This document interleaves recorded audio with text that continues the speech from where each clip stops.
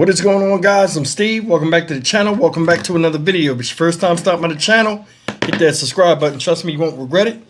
You're a returning subscriber. As always, guys, welcome back, and I do appreciate support. Guys, we got some news out of Washington, D.C. Shout out Washington. And it's about a domestic violence crime that occurred at a bus stop where a woman who's still unidentified was gunned down by I guess ex-boyfriend or boyfriend that she had a relationship with, who then in turn got on the bus to escape after killing this woman at a bus stop, and then police shot him on the bus as he was reaching for a weapon to shoot them. So you got two bodies, two different crime scenes, one idiot, and you got a victim dead. Now they said they had a history of domestic violence, which they'll tell you a little bit in their stories, but both people have not been identified yet. Neither has their age. This is what they have so far. Stay tuned for an update. News 4 Midday begins with breaking news. The breaking news coming out of D.C. Police shoot and kill a man on a crowded metro bus as they work to evacuate passengers. The suspect accused of killing a woman in a separate shooting. Hi there and welcome to News 4 Midday. I'm Juliana Valencia. Let's get straight to those deadly shootings. It happened in Tenleytown on Wisconsin Avenue during the busy morning commute. And News 4's Megan McGrath, she joins us live with the latest. That news conference, it just ended, and what did police share? Well, they shared some details about what can only be described as a very, very tense and scary situation for a lot of people, the victims involved, as well as people who were on board a metro bus that were simply making their way to work in other places when a shooting happened on that bus. Now, I'm standing in the middle of Wisconsin Avenue because the entire stretch for about 4 blocks is closed up here in Upper Northwest. This is a very large crime scene. Now, it was a very frightening situation that unfolded this morning just as people were waking up and starting to make their way to work. It began with a murder on the sidewalk at Wisconsin Avenue and Porter Streets and ended when police tracked down the suspect on board a metro bus. He pulled a gun on police, and investigators say they shot and killed him. It was just after 7 o'clock this morning. Police say the suspect shot and killed a woman on the sidewalk near Porter Street. That's a couple blocks from here. Investigators say the gunman had a previous relationship with the woman, and there was a history of domestic violence with previous arrests. Now, after he shot and killed the woman, police say the suspect jumped on a metro bus. Witnesses in the area described what the gunman looked like and gave police the number of the bus which he got onto. That bus continued to travel down Wisconsin Avenue. A short time later at Upton Street, police pulled over the bus and 2 officers got on board. 2 officers were on the bus. They began evacuating the bus and getting other riders off the bus at that time when they observed the individual that they believed to be the suspect. Was later pronounced deceased here on scene of the location. Police say there were about 5 people who were still on board the bus when the shooting happened. The others had been evacuated off. But again, several people on board when it happened. They were not hurt, fortunately. Now, the chief says that the weapon that they recovered from the suspect had an extended magazine, so it was capable of holding quite a few rounds of ammunition. So there is relief today that this was not a worse situation here. But we do have 2 people who are dead. The woman who was shot to death on the sidewalk down the street from my location here, and then the suspect himself who was shot and killed by police on board that bus. Investigators have not released the names of the 2 who have died. Again, we were told that they had a previous domestic relationship and that there was a history of arrests, domestic related arrests as well. Back to you. We feel for the victim's family there and those metro riders on the bus there. Thank you, Megan McGrath. All right, good morning, everyone. I'm Jeff Carroll, Interim Chief of Police, the Metropolitan Police Department.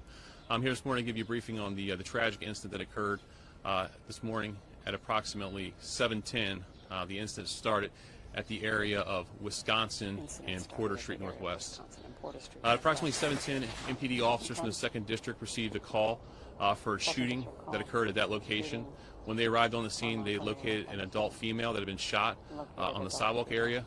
There were several people that witnessed the incident at that location. They provide officers with information about a suspect who had shot the female at that location and had left on a bus.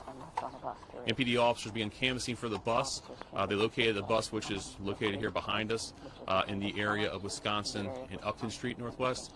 They conducted a stop on that bus. As officers entered the bus, they had the description that had been provided for the suspect who had shot and killed the female down the block here. As they got on the bus, they were able to identify an individual they believe who may have been involved in that homicide. And as they approached that individual, 2 officers were on the bus. They began evacuating the bus and getting other riders off the bus at that time when they observed the individual that they believed to be the suspect was later pronounced deceased here on scene of the location. What we know, this is very early in the investigation. Obviously, we're only a few hours into this, but we have learned that there is a domestic relationship between these 2 individuals, the female that was killed down the block here and the suspect with the firearm here. We do know there's prior relationship at some point between them, so we believe that is probably the motive behind this incident that we have here today.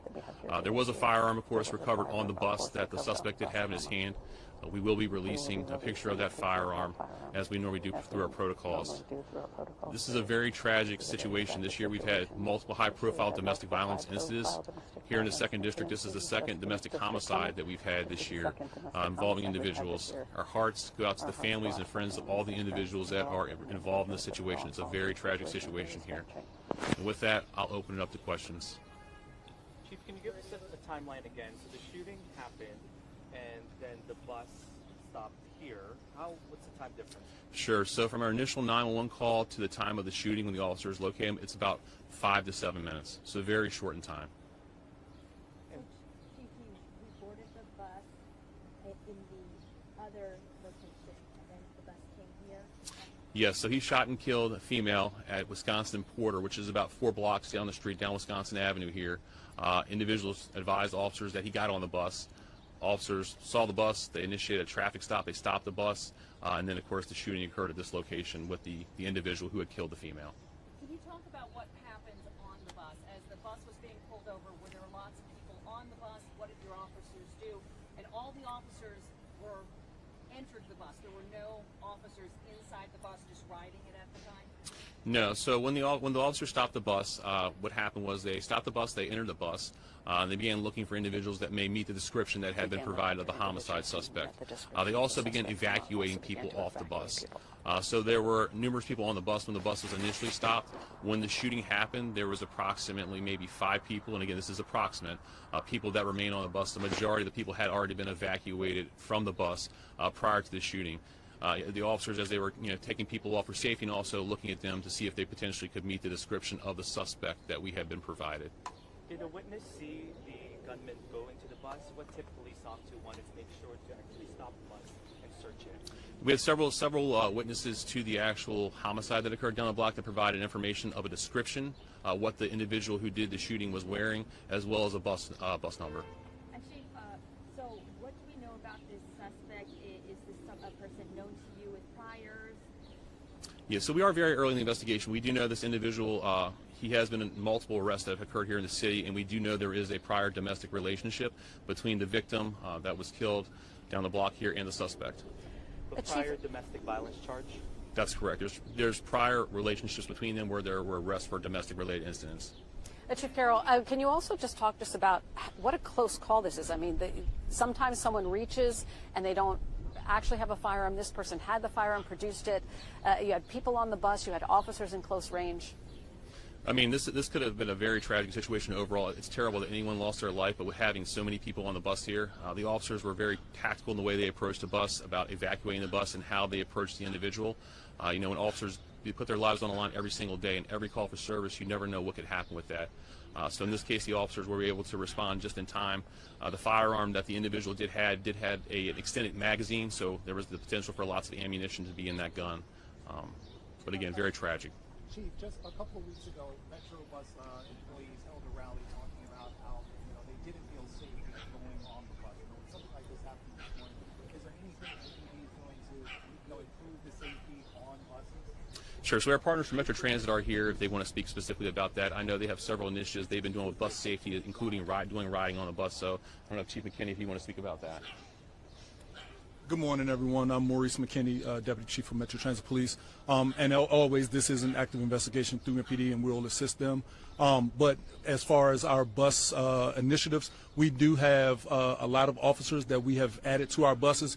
We've added a lot of different virtual patrols, and we've also made sure that we've had plainclothes officers and uniforms that will pay attention to not only for the safety of our patrons, but for the safety of our operators. Chief, Secret Service is here. Can you just explain the involvement there and what's the condition of the lady? So the lady, she was pronounced deceased on the scene. This is a homicide investigation as far as the female who was shot at the block. Secret Service, they were in the area here. They did respond out to the location of the bus. They were outside of the bus when our officers engaged in the shooting. So they've been helping with scene management. And one more question, were the MPD officers who boarded the bus uniformed or plainclothes? So there are uniformed MPD officers assigned here to our 2nd District, and of course through our usual protocols, we'll go through our BWC release policy, and of course release a statement with the information as the investigation continues. Can I ask one more question of Metro? Yes. The suspect was pronounced on the scene, yes. Of Metro, please. Will there be any resources provided to the passengers that were on the bus who experienced this trauma? Yes, ma'am. So we've already had our peer support and our CIT team. They're on scene. They're meeting with the operators and any witnesses that was affected. Thank you. Lastly, was there a fight before the shooting? Did witness an argument, or was it just pulled out a gun? Yeah, so we don't have much information about what precipitated to it exactly. There's not video at this point, but again, we're canvassing for additional video and witnesses. We just know the information that we have about the shooting of the female. So again, as we're very early in the investigation, we'll continue to see what led to that, and of course dig more into the background of what the relationship is between the individuals. We do know there is a domestic relationship, but what that looks like exactly, we'll need to interview additional family members and folks that know them. All right, thank you.